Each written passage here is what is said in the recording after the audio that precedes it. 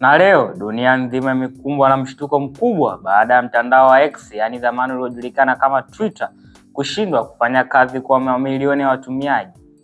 Je, hii ina maana gani kwa watumiaji wa Tanzania na duniani nzima? Karibu ndugu mtazamaji katika chaneli yako pendwa Dicky Studio TV, mahali ambapo tunakufikishia taarifa za sasa na za wakati bila kupoteza muda. Lakini ningependa tu kukukumbusha usisahau kusubscribe na kubonyeza alama ya kengele ili uwe wa kwanza kupata habari zetu moto kutoka pande zote za dunia. Na hii ni habari kamili. Mnamo tarehe 16 hadi 17 Februari mwaka huu, kimaanisha 2026, watumiaji wengi waliamka wakiwa hawawezi kufungua mtandao wa X, yaani zamani Twitter. Ripoti za huduma zilisababisha takribani 43 ya matatizo ya ufikiaji. Na kulingana na taarifa za huduma za mtandao, watumiaji waliambiwa ujumbe wa hitilafu badala ya kuonekana kwa feed ya kawaida.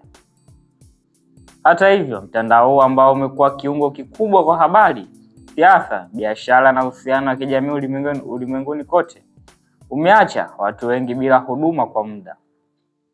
Na hii ni mara ya 3 msimu huu kwa matatizo makubwa kama haya, jambo linalozua maswali mengi juu ya utulivu wa huduma hii. Hata hivyo, watumiaji wengi walichanganyikiwa na kuchapisha ujumbe wa kukasirisha, kwani walipoteza uwezo wa kuona feed zao, wengi kutuma tweets au hata kuingiza data mpya.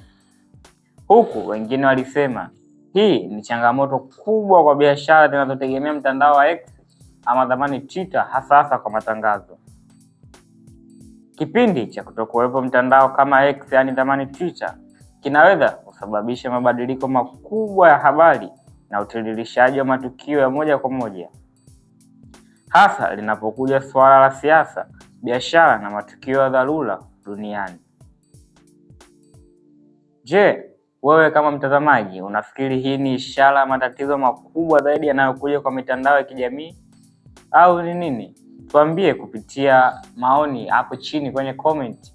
Pia usisahau kushare, kulike na kusubscribe channel yetu pendwa ambayo inakufikishia habari za uhakika na ukweli kabisa.